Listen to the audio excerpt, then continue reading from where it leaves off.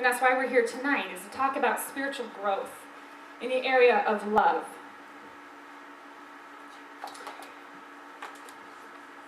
I'm going to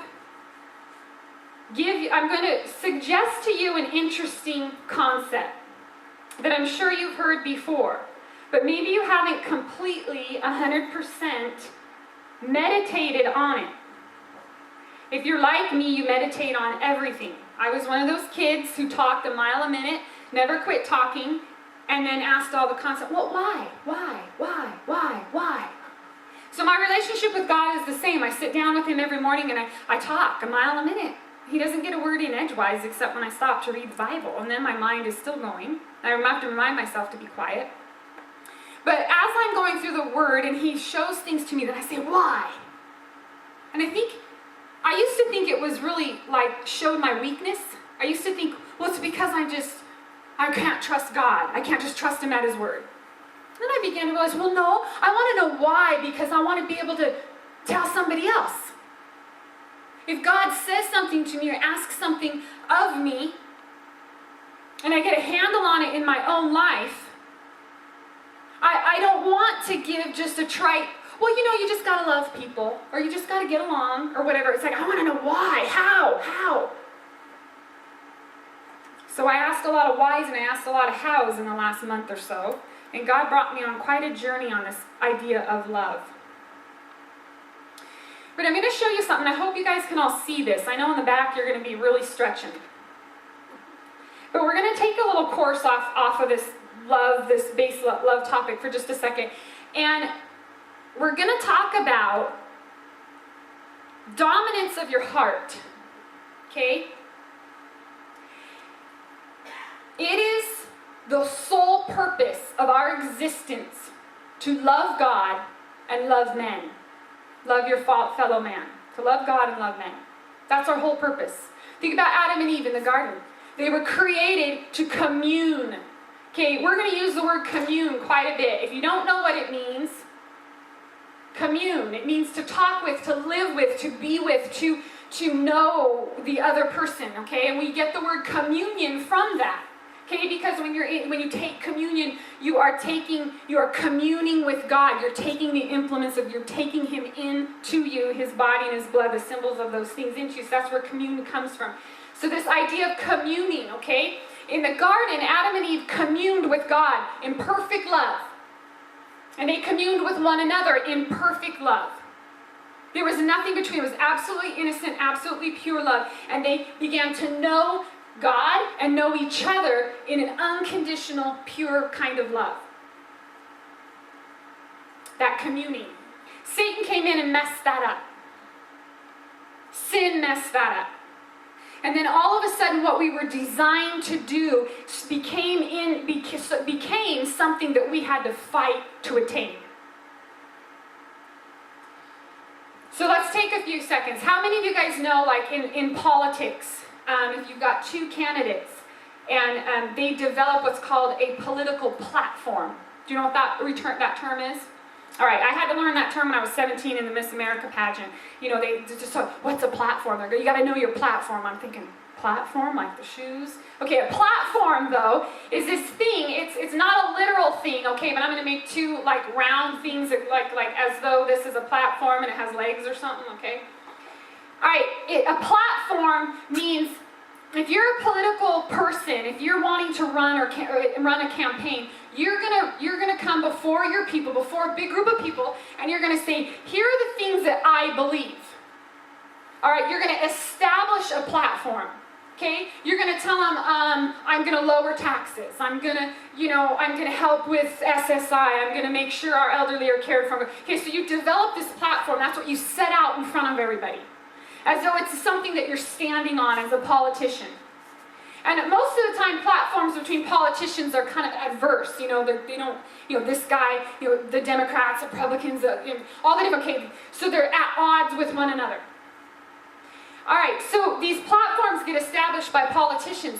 Well, if you think about that, now from that platform, if a politician comes forward and they say, okay, I'm going to lower the taxes, and and they establish what they believe, then from that platform, supposedly, is then all the laws that they're going to pass. Okay? So think of the platform as like a place that a politician stands, and these are all the things that he believes in, and all of the laws and the things that he does while he's in office are going to spring from that platform. So in other words, if he believes in lowering the taxes, then he's not going to pass the bill that says people need to pay more taxes, because that wouldn't be, it would be counter to the platform he established. And we know politicians, they do whatever they want once they get in office. But Christ and Satan have platforms.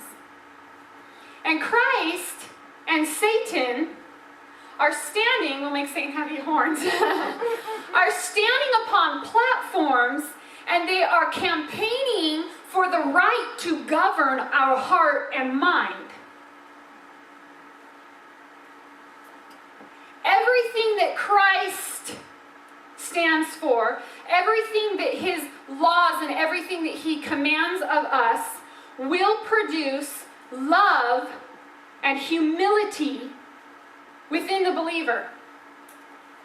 Everything that Satan establishes, everything that springs off of his platform will create pride and selfish ambition.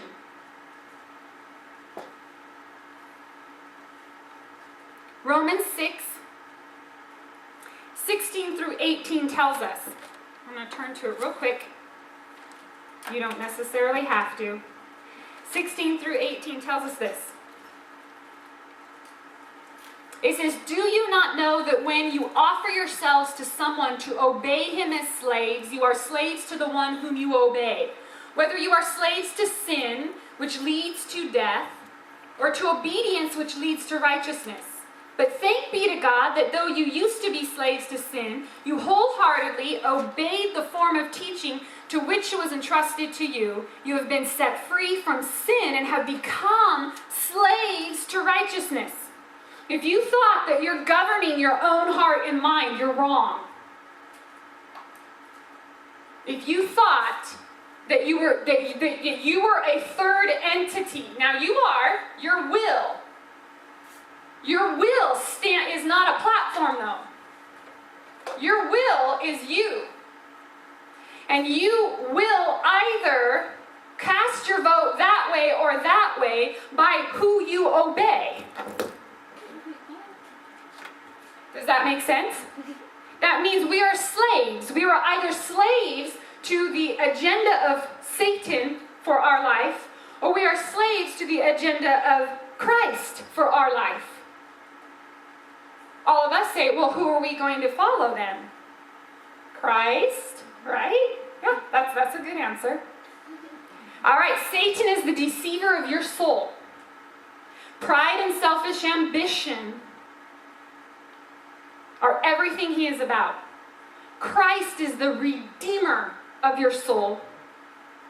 Love and humility is what he produces in you through obedience.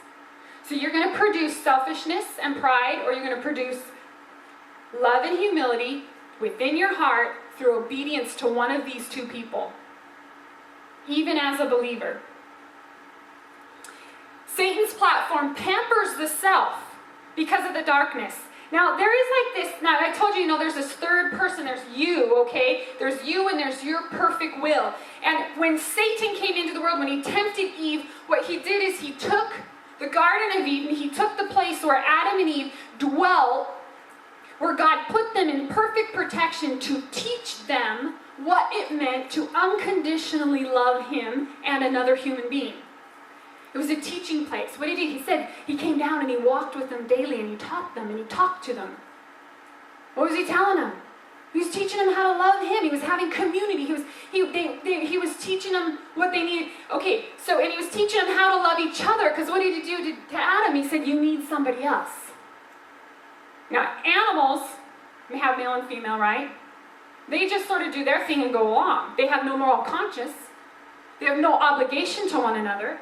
But people have an obligation to one another, and God knew that. So he gives Adam and Eve. And then he says, okay, here's your woman. Now love her.